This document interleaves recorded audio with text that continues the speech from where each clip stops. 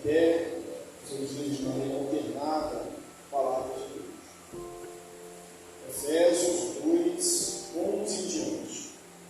Portanto, lembrai-vos de que outrora, vós, gentios na carne, chamados de circuncisão por aqueles que se intitulam circuncisos na carne, por mãos humanas, de mãos dos naquele tempo estavas sem Cristo, separados da comunidade de Israel e estranhos na esperança da promessa, não tendo esperança e sem Deus no mundo.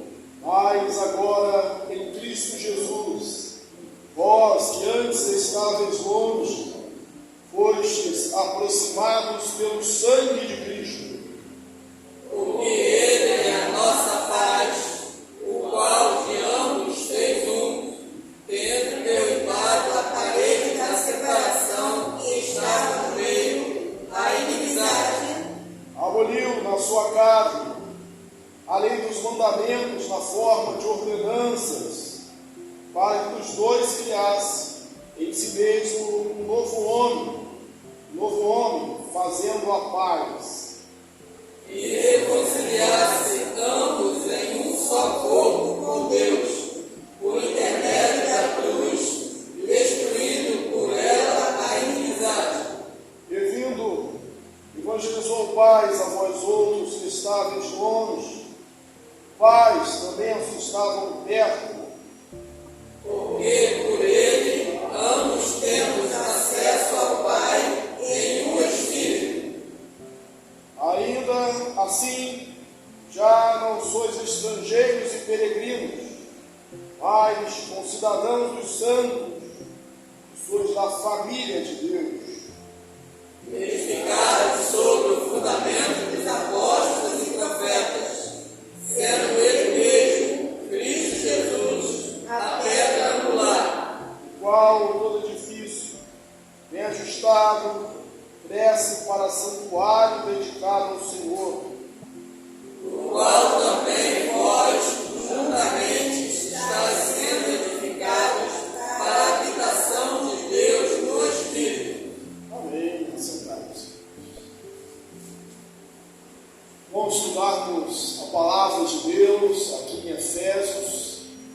Vimos do versículo 1 ao versículo 10 como o povo, como tanto os gentios como os judeus estavam, a saber a condição do ser humano. Qual era? Morto ou mortos em delitos e pecados, afastados, apartados de Deus.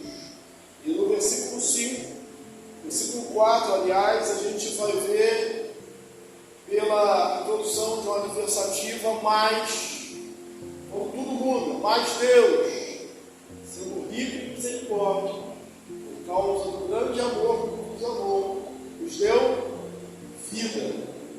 Então o estado do homem era de morto, em delitos e pecados. Deus nos deu vida. Vimos no finalzinho aqui que é a graça, pela graça sois salvos, o favor merecido de Deus, não de obras, para que ninguém se ilumine. Não há nenhum crédito meu, não há nenhum crédito seu, é tão somente pela graça de Deus. Mas isso não nos leva a um marasmo, a uma falta de trabalho, ser inoperante, não.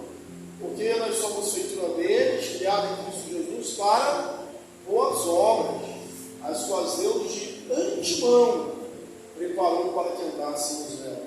Então Deus se chamou, Deus se escolheu, Deus se predestinou, é um Deus também que preparou boas obras para que nós andássemos nela. Não dá para dividir isso, não dá para estabelecer uma dicotomia, uma separação. Não, nós somos salvos e somos salvos para fazermos boas obras, bem diferente daquela concepção de salvo por boas obras. Não, nós somos salvos para boas obras. E Deus, a gente não prepara. Falando que nós somos feituras dele. Eu gostei muito dessa expressão feituras, porque no grego é a mesma expressão para poemas. Eu enfatizei isso na última semana, dizendo que nós somos o poema de Deus. Ou seja, nós somos a obra-prima de Deus. E até brincamos assim, talvez você diga assim, mas não está aparecendo. Está faltando assim um pouco de harmonia, as coisas não tão bonitas como o poema deve estar, a mensagem está muito boa. Calma, né? Deus está escrevendo esse poema, está construindo, está nos lapidando dia a dia. No versículo 11 até o final do capítulo, nós vamos ver a questão dos judeus e dos gentios, a questão da separação, que era muito forte. Vamos ver que Deus faz a paz. Vamos ver então aqui, existe aqui, pelo menos no versículo 11 e no versículo 13, algo que você deveria anotar. Primeiro, a expressão outrora. Portanto, lembrai-vos que outrora, vós gentios na carne. Outrora remete ao passado. Outrora, vós gentios na carne. E olha que belo no versículo 13, quando ele diz: mas agora em Cristo. A nossa vida, ela também precisa ser dividida assim. Outrora e agora. Outrora separado, outrora sem Deus, no passado sem esperança, no passado sem uma perspectiva de futuro, no passado vivendo conforme o mundo, a carne, o diabo. Mas agora, hoje, em Cristo, nós temos uma nova vida, uma nova existência. Mas vamos falar dessa separação. Portanto, lembrai-vos de que outrora vós, gentios na carne, chamados incircuncisão, por aqueles que a si mesmo titulam circuncisos na carne, com mãos humanas, naquele tempo, no passado, eles estavam sem Cristo, separados da comunidade de Israel, e eles têm aliança da promessa, não tendo esperança e sem Deus no mundo. Portanto, lembrai-vos. Nós, Paulo está dizendo isso aqui para os gentios, para os Efésios, precisávamos se lembrar do passado. Quantas e quantas vezes, irmãos, nós nos esquecemos de onde nós estávamos. Deus é o Deus que nos tirou do tremendal de lama. Deus é o Deus que nos tirou de uma mansão do pecado. Usando aqui a expressão de Paulo em Efésios, Deus é o Deus que nos deu vida quando nós estávamos mortos por nossos delitos e pecados. E é triste que nós, muito rapidamente, esquecemos disso. Quando eu digo nós, estamos me referindo à humanidade, à igreja, não nos esquecemos disso. E lembrar é uma coisa que Deus está sempre falando. Eu não sei se você se apercebe, mas quando Deus, lá no Antigo Testamento, dá uma orientação, uma ordem, para que os judeus eles acolhem os peregrinos, ele fala assim: porque vocês foram peregrinos. Vocês vão ter uma festa do tabernáculo, para vocês se lembram que um dia vocês moraram em tendas no deserto. Nem sempre vocês estiveram em casas bonitas, não, vocês moraram em tendas. Vocês já foram escravos. Eu lembro aqui de uma expressão que os fariseus usavam para Jesus. Era só uma grande mentira. Jesus disse que aquele que comete pecado é escravo do pecado. Você é filho do diabo, que é o nosso pai. Falou umas expressões nunca fomos escravos de ninguém. Uma roda curta. Eles foram escravos do Egito, foram depois da Síria, Reino do Norte, e depois de Babilônia. Depois foram subjugados pelos gregos, os persas pelos gregos, e naquele momento estavam na nação subjugada pelos romanos. Nós nunca fomos escravos de ninguém. Essa é uma memória muito. Então, lembrai-vos, vós, vocês, antes, incircuncisos na carne, gentios na carne. O mundo era dividido por judeu assim, o judeu e o gentio. Aquele que é circuncidado e aquele que não é circuncidado. Só que essa divisão é maior do que às vezes a gente normalmente pensa e imagina. Havia uma divisão muito grande, havia uma discriminação muito grande. Os judeus não entenderam que eles foram escolhidos como o povo de Deus, não meramente como um privilégio, mas também como uma responsabilidade. Aquilo que Deus falou para Abraão: e te serão benditas todas as famílias da terra. Era para que Israel fosse bênção às nações. Mas Israel se colocou como elite, como alguém que era só eles que deveriam ter o privilégio de Deus. Isso era muito sério e levado a um extremo muito grande. Por exemplo, vou falar aqui algumas curiosidades. Hoje, se você vê uma mulher passando mal na rua, grávida, o que você faz? Ajuda. O judeu, ele de jeito nenhum ajudaria uma mulher que existia grávida a dar a luz. Sabe por quê? Era botar mais um gentil no mundo, que eles chamavam de cães. Ajudavam a mulher que existia a dar luz de jeito nenhum. O judeu ele fazia uma oração pela manhã, os rabinos, isso no tempo de Jesus. O pastor está ensinando na Bíblia, não diz, não está. Foi coisa que eles criaram. Mas eles oravam assim. 3 orações eles faziam, presta atenção. Sempre 3 coisas.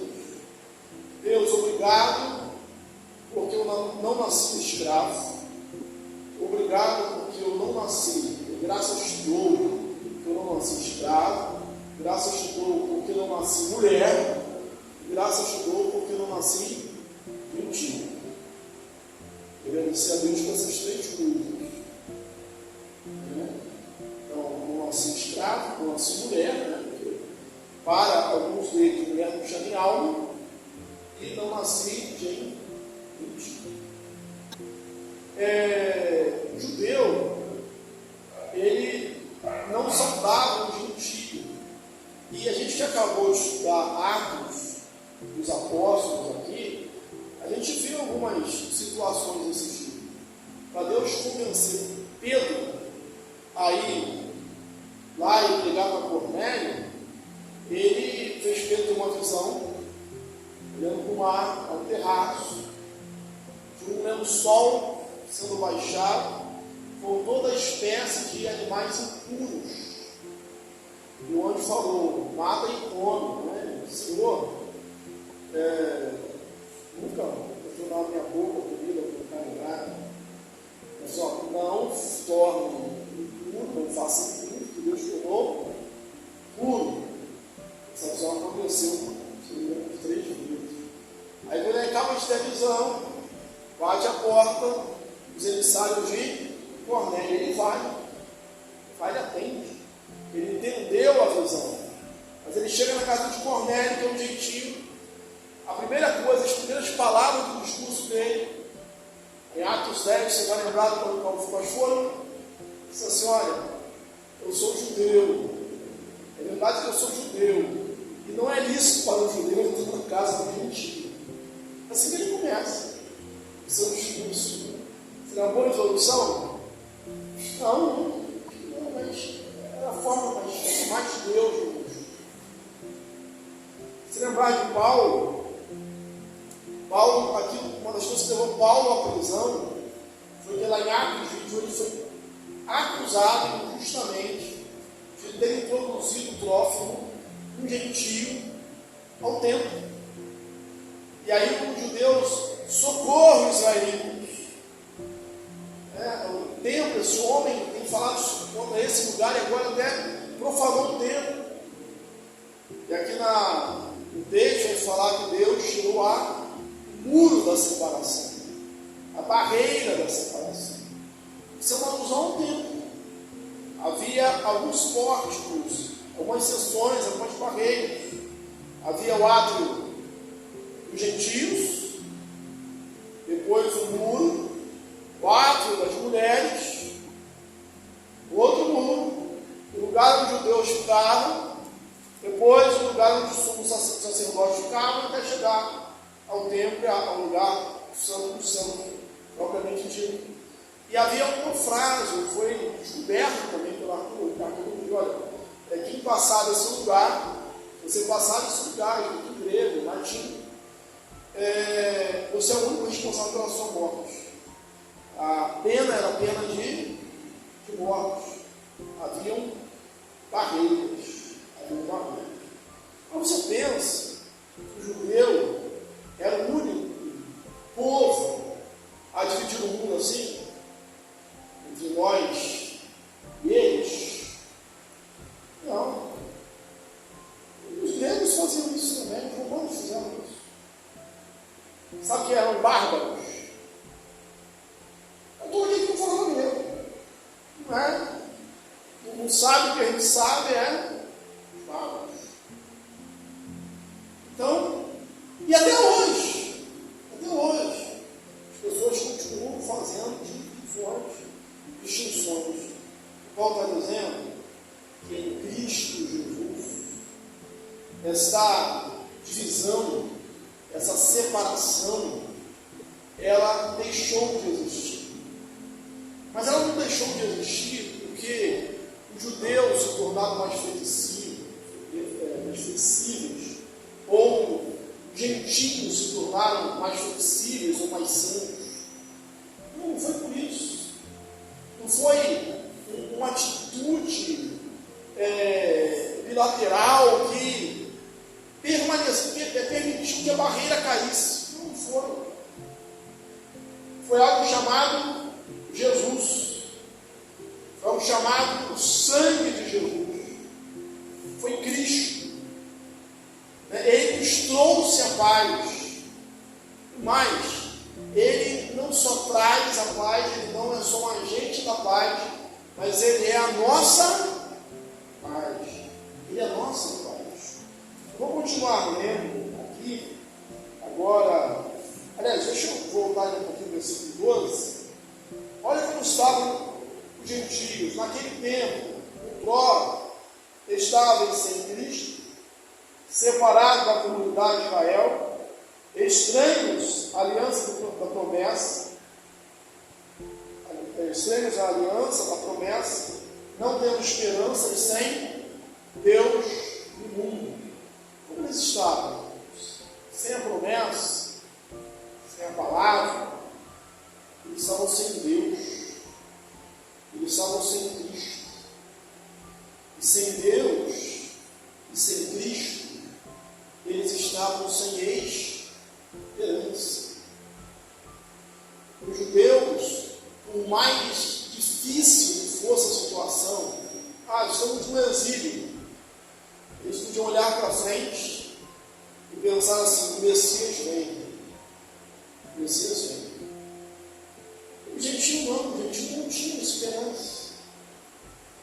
Como é ruim viver sem esperança, sem Deus no mundo, alheio à aliança, alheio à promessa, sem algo no que se segurar. Os homens pregam a ciência, diz isso, que você nasce, cresce, se reproduz e morre. Como alguém passa por um luto de alguém que ama muito, pela morte de alguém que ama muito, acreditando numa premissa dessa, uma história dessa? Você passa por muitos conhecimentos. E mais, você sabe que daqui a pouco sou eu. Daqui a pouco sou eu. Como você vive assim? Sem esperança. Desespero. É pesar, é dor, é morte. É descontentamento. Os gregos desenvolveram um modelo de história que era chamado cíclico. Quer dizer, os históricos falavam, ó, isso vai acontecer, né? Daqui a, eles diziam até de 3 em 3 mil anos. Né? O mundo vai desenvolver, daqui a pouco vai vir um cataclismo, uma tragédia, uma guerra, vai acabar tudo. E depois começa tudo, muda só os personagens, a história é a mesma. A Bíblia, os judeus, tem uma mentalidade diferente da história. Não é uma história simples. É uma história retilínea. Ela tem no hebraico arquê e telos, tem um início e um fim. Ela aponta para o fim de todas as coisas, ela aponta para o advento, para a volta de Jesus. É assim que nós vivemos. É assim que nós cremos. É assim que nós esperamos. Mas antes, vocês eram assim. Só que um detalhe. Olha, vocês querem ser circuncisos na carne. Isso com Paulo, ele dá, digamos assim, uma catucada nos judeus também. Vós que eram gentios na carne, chamados de circuncisão, por aqueles que são chamados, por aqueles que são circuncidados na carne, que são circuncidados com mãos humanas. Ou seja, eles têm o símbolo, dizia Paulo, mas eles não tinham essência. Porque mesmo no Antigo Testamento, a circuncisão que Deus queria era a circuncisão do coração. Aliás, no domingo a gente falou bastante sobre isso aqui, foi um batismo infantil, né, que aliança é cortar. Né, por isso que a circuncisão, o percurso do pênis, dos meninos, mas era um símbolo de tirar a membrana, a carne, a dureza do coração. Ezequiel fala isso nos seguintes termos: Deus tirou o coração de pedra, vai colocar um coração de carne, né? Uma nova vida. É isso que era comunicado. Então, os judeus tinham a lei, tinham os mandamentos, mas não estavam com o seu coração nessas coisas. Mas agora, em Cristo, vós que antes estavam longe, foste aproximados pelo sangue de Deus. Já falei aqui, não foi porque os gentios cresceram em santidade, ou porque os judeus se tornaram mais felizes. Eles foram unidos pelo sangue de Jesus. Pelo sangue de Jesus. O que aconteceu? Foi Jesus. Não há cristianismo sem Cristo. Não há cristianismo sem cruz. Não há cristianismo sem a morte e a ressurreição de Jesus. Não foi uma história, não foi simplesmente um ensino, a doutrina, não. Foi a morte de Jesus. Porque Ele é a nossa paz, o qual de ambos fez. Aí você vai lembrar, não foi proposital, mas você vai lembrar do que nós falamos no domingo também, sobre o batismo infantil. Né? Você precisa entender a doutrina da aliança. Veja bem, de ambos fez, de ambos qual? Dos gentios, o véu dos judeus e dos gentios. Agora, se você for raciocinar aqui com Paulo, agora existe judeu e gentio? Não, existe um. Existe a igreja. Porque Deus nunca teve, não tem hoje, dois povos. Deus tem um povo, a igreja. De ambos fez um. É isso que está aqui. Porque Ele é a nossa paz, o qual de ambos fez um. Tendo derrubado a parede dessa separação, que estão no meio a inimizade. Já falei aqui do templo, né, o tabernáculo também apontava para isso, né, do véu. A separação foi tirada. Inclusive, quando Jesus morreu na cruz, o que nós vemos? Que o véu do templo foi rasgado de alto a baixo. Não há mais separação. E aí você vai dizer, pastor, mas ali separava o povo judeu do santo do santo. Não há agora mais separação, nós entramos, conforme a carta aos Hebreus diz, com intrepidez do santo dos santos. Porque a separação não é só entre gentio e judeu, não era somente entre gentio e judeu, mas era literalmente entre o homem e Deus. Havia essa separação, o pecado faz a separação. Os vossos pecados é que fazem a separação entre vós e o vosso Deus, nos fala o profeta Isaías. Onde ele aboliu isso? Aboliu na sua carne, além dos mandamentos na forma de ordenança, para que os dois criassem em si mesmo um novo homem, fazendo a paz. Irmãos, novo homem vai aparecer aqui, como os pessoas do Oi. Eu vou dedicar-me agora apenas ao novo homem. A palavra grega para novo é neos. Anel, novo. Só que existia uma outra palavra, kainos. E neo, novo, é o seguinte, novo em termos de tempo. Por exemplo, você pode falar que o carro é novo, mas quando fizeram aquele carro, aquele modelo, já existia milhares circulando por aí. Mas ele é novo. Quando eu compro uma caneta, eu comprei essa caneta, era uma caneta nova. Mas já existem milhares de canetas.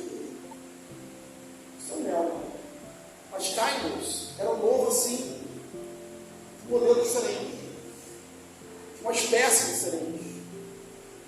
Era novo no sentido de tempo, mas era novo em termos de qualidade. Aí quando ele fala desse novo homem, ele não está falando que é apenas de tempo, mas de qualidade. É a igreja. É o novo homem em Cristo. É diferente do que tinha até então. Por isso que não é mais judeu e gentio, mas agora é um só. Porque a barreira da separação caiu. Na verdade, foi tirada por Cristo, abolida por Cristo. O sangue da morte, da carne de Jesus, fazendo a paz.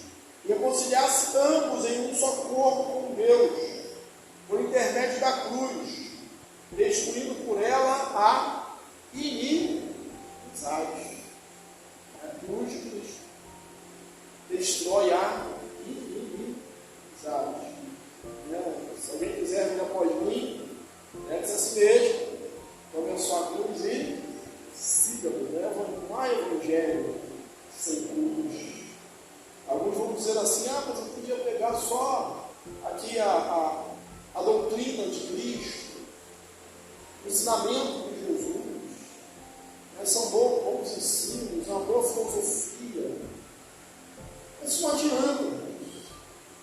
Porque o que salva o homem dos seus pecados não foi o ensinamento. O que salvou o homem foi a morte de Jesus na cruz do Calvário, foi a morte e a sua ressurreição. Então é na cruz que ele faz isso. E vindo, evangelizou paz a vós outros que estavam longe, e paz também aos que estavam perto. Porque Paulo vai repetir os conceitos. Fica difícil de você entender. Evangelizou paz a vós que estáveis longe, e vós aos que estavam perto. Quem eram aqueles que estavam longe? Quem? Gentios. Quem é que estavam teoricamente perto? Judeus. Então ele vem, Cristo, evangeliza, comunica, divulga, promove a paz, tanto aqueles que outrora estavam longe, como aqueles que estavam perto, fazendo de ambos um só. Mais uma vez, porque ele, versículo de número 18, porque por ele ambos temos acesso ao Pai em um só Espírito. Ele aparece toda hora essa expressão ambos, ambos, quer dizer, judeu e o gentio, os acessos no só Espírito. porque já não sois estrangeiros e peregrinos, mas sois concidadãos dos santos e sois da família de Deus. Vamos, até hoje, ser estrangeiro é uma coisa muito boa. Eu nunca tive a experiência de morar em outro país, mas a gente ouve relatos, a gente imagina. Nós somos países do primeiro mundo, aí a gente vê lá, acha que você é menor, né? Que vale menos, ou que não seja isso, simplesmente você falar diferente, o seu sotaque, o fluente que você seja, vai ter um sotaque ali, aí você é diferente, você não é um cidadão daquela terra. Isso hoje é ruim, mas no passado era bem pior. Lembro que o conceito que a gente tem hoje é de um mundo globalizado, de fronteiras bem a menos. Mas naquele tempo era mais fácil de ficar um estrangeiro, e o preconceito era muito maior. Você estar em terra estranha era muito ruim. Inclusive a Bíblia manda que a gente se coloque nessa posição, nós somos peregrinos.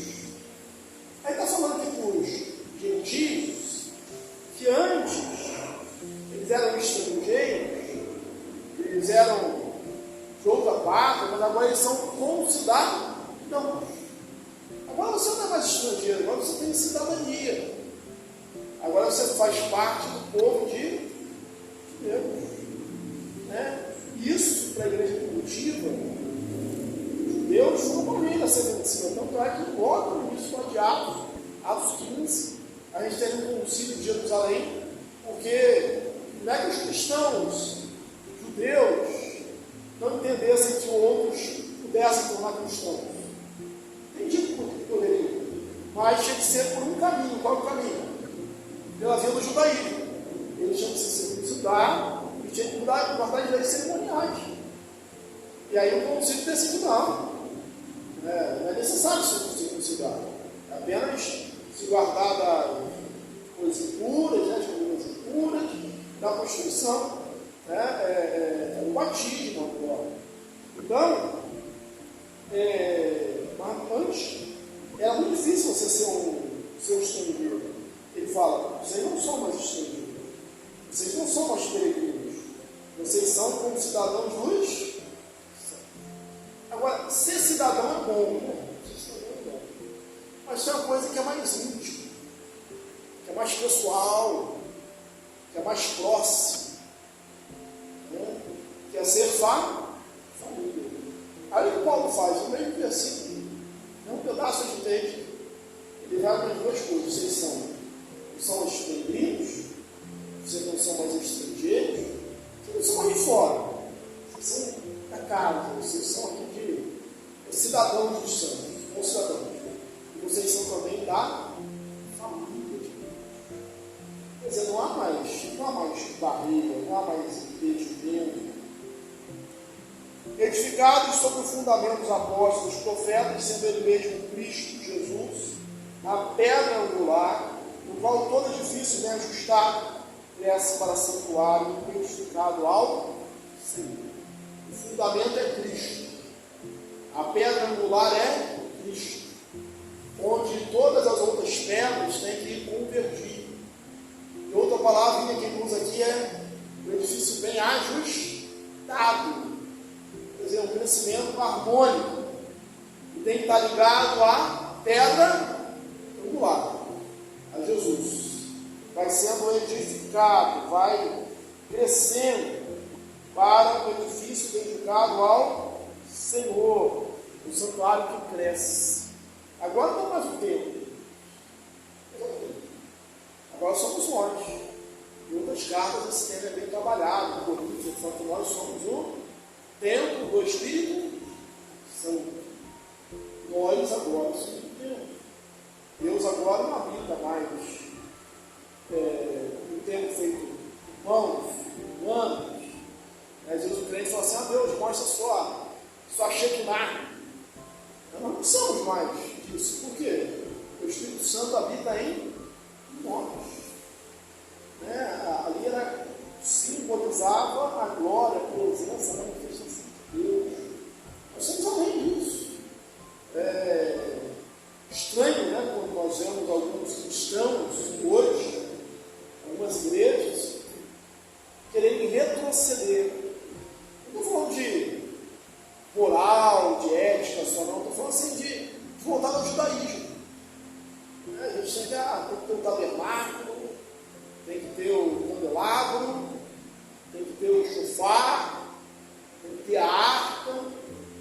Nós passamos disso, somos bem à frente. Nós já vivemos um período onde Jesus já veio, onde todo muro, toda divisão, toda barreira já caiu, nós somos um. Não há mais esse tipo de divisão.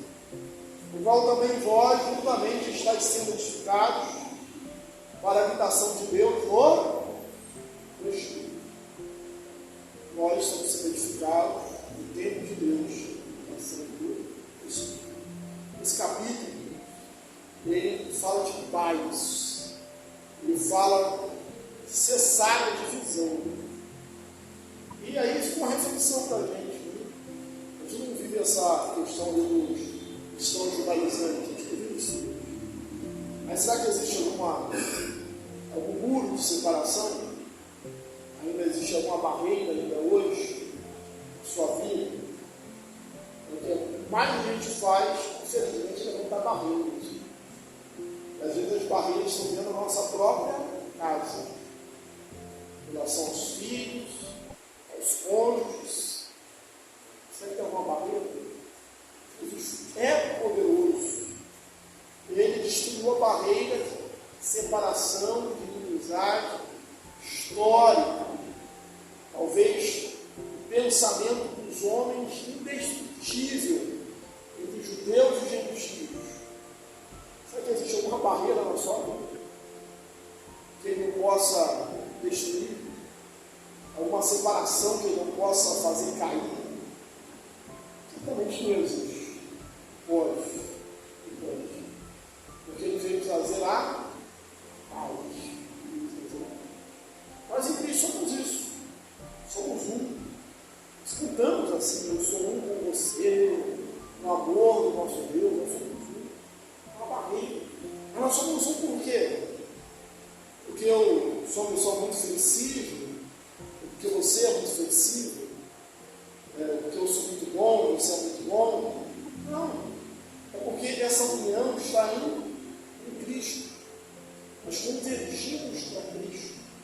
Nós somos ajustados à pedra de esquina, à pedra angular, por causa de Jesus. E se nós estamos nele, não há como haver divisões entre nós. Não há como haver separação. O Paulo trata isso aqui na Epístola aos Efésios. E ele diz, bem no início, portanto, lembrai, lembra onde você está? Não dá para ser cristão e ser orgulhoso e soberbo ao mesmo tempo. Não dá. Paradoxo, não dá. Porque você sabe que você estava morto em delitos e pecados. Aí nós que somos reservados, presbiterianos, sabemos que nós somos excluídos. Como Paulo fala em Romanos, da mesma massa Deus fez um vaso para honra e um vaso para desonra. Quer dizer, um conhecimento diferencia do outro é o amor de Deus na minha vida. Foi o que Deus fez na minha vida. Não há motivo para orgulho. Lembre-se disso. Lembre-se disso. Porque nenhuma barreira, nenhum muro de separação haja entre nós. Porque Ele é a nossa paz. De ambos fez para que o benefício fosse crescendo, bem ajustado, bem consolidado, que nós nos desenvolvamos para sermos templo do Espírito Santo. Amém? Que Deus nos abençoe.